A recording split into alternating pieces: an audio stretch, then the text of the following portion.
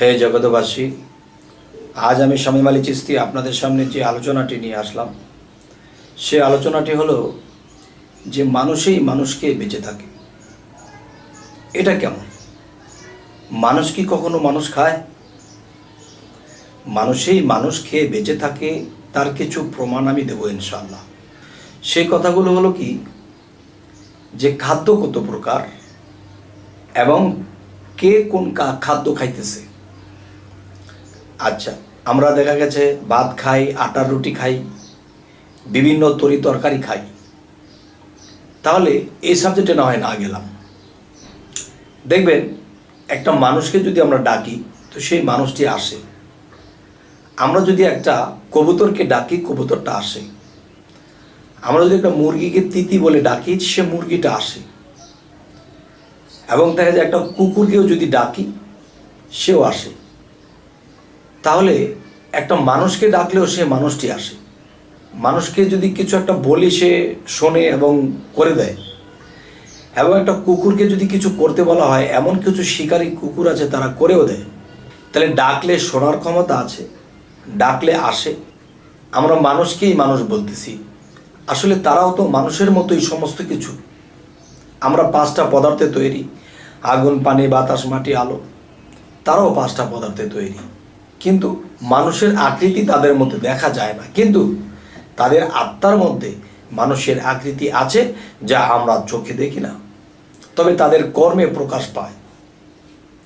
Chimpanzee, guerrilla, বন মানুষ, বানর, এদের মানুষের আকৃতি প্রায় এসেই গেছে, কিন্তু হয়তো পরের বারে তারা মানুষ গঠন হয়ে যাবে। যাই হোক, আজকের মূল প্রসঙ্গ হলো যে মানুষই মানুষ খেয়ে বেঁচে থাকে। যেমন একটা প্রাণী আরেকটা প্রাণীকে চিড়ে খেয়ে ফেলছে। হয়তো তারা চিড়ে খাচ্ছে, আমরা কালেমা পড়ে জবাই করে খাচ্ছি। তো হয়তো তারা আমাদেরকে খায় না, বাঘ বালকের চোখে পড়লে আবার চেটেপুটে খেয়ে ফেলবে, সেটা কথা নয়। কিন্তু মানুষই মানুষ খেয়ে বাঁচে। এর উত্তরগুলো যদি বলতে যাই, যেমন মানুষের মুখ দিয়ে যে খাবার খাচ্ছে, প্রাণীর মাংস খাচ্ছে, যা বিভিন্ন গাছপালা, তরলতা খাওয়া হচ্ছে। আরেকটি খাওয়া হলো কান দিয়ে শুনি, শ্রবণ, এটাও কিন্তু একটা খাওয়া।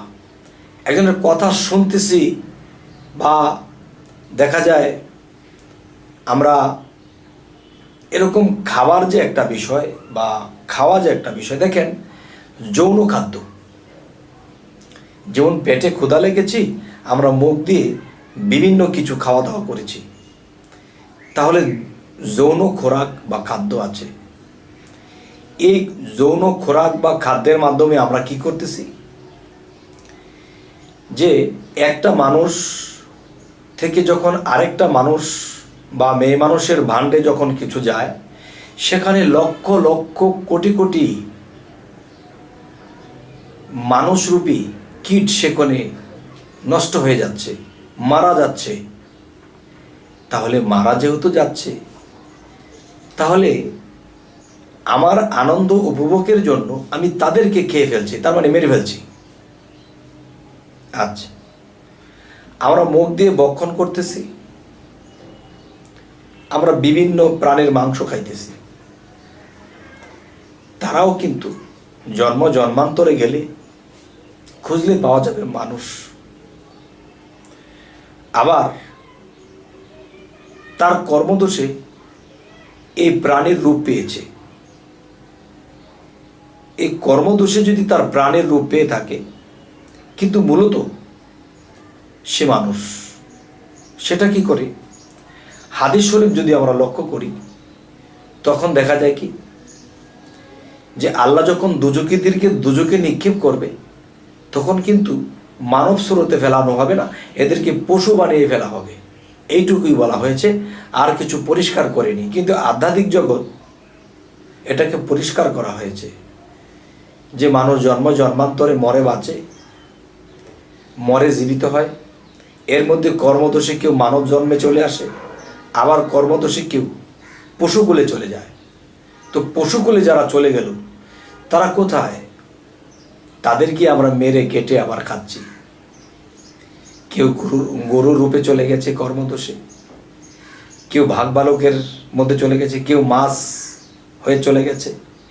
18,000 মাকলুকাদের মধ্যে সে জন্ম মৃত্যুর ঘূর্ণিপাকের মধ্যে সে পড়ে গেছে। এবং আমাদের কাজী নজরুল ইসলাম তিনি একজন ভালো জ্ঞানী, যে আগে ছোটবেলায় বুঝতাম না, এখন বুঝি, যে তিনি একটা কথা বলেছেন যে দেখবে এবার জগৎটাকে ঘুরছে মানুষ যোগান্তরের ঘূর্ণিপাকে, যোগ হতে যোগ যোগান্তরে ঘুরছে মানুষ কেমন করে। এই যে কথাটি বলেছে, আমি হয়তো ভেঙে বলার চেষ্টা করি জন্ম মৃত্যুর বিষয়টা, আর তিনি কিন্তু যোগান্তরের ঘূর্ণিপাকটা খুব সুন্দর বলে গেলেন, কিন্তু ইশারা দিয়ে গেলেন। জ্ঞানী যারা বুঝবেন আর অজ্ঞানী শুধু শুনবেন।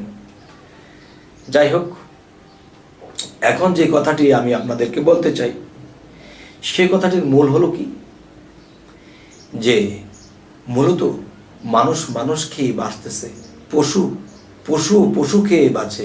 আরে পশু তো নয়, যেন পশু মানুষ খেয়ে বাঁচে। কারণ যাকে পশু বলেছি কর্মদোষে পশুর রূপ পেয়েছে, কিন্তু মূলত সেও মানুষ। আর শেষ যাকে জীবিত ছিঁড়ে খাচ্ছে সেও মানুষ। জানি না হে জগতবাসী, আমার এই আলোচনাটি আপনাদের কতটুকু জ্ঞানে ধরল বা বুঝেছেন। তবে আশা করব অবশ্যই এই পৃথিবীতে জ্ঞানীর সংখ্যাই বেশি, অজ্ঞানীর সংখ্যা কম, তবে বোঝার সংখ্যাই হরদম বেশি। তবে আজ এই কথাগুলো বলেই রাখবো। তবে একটা কথা, যে আমাদের এই চ্যানেলের আলোচনা যদি আপনাদের ভালো লাগে তো অবশ্যই সাবস্ক্রাইব করুন, পরবর্তীতে আমাদের বাকি ভিডিওগুলো আপনাদের কাছে পৌঁছে যাবে। তো আজ এ বলেই রাখবো, সকলেই ভালো থাকবেন। আল্লাহ হাফিজ।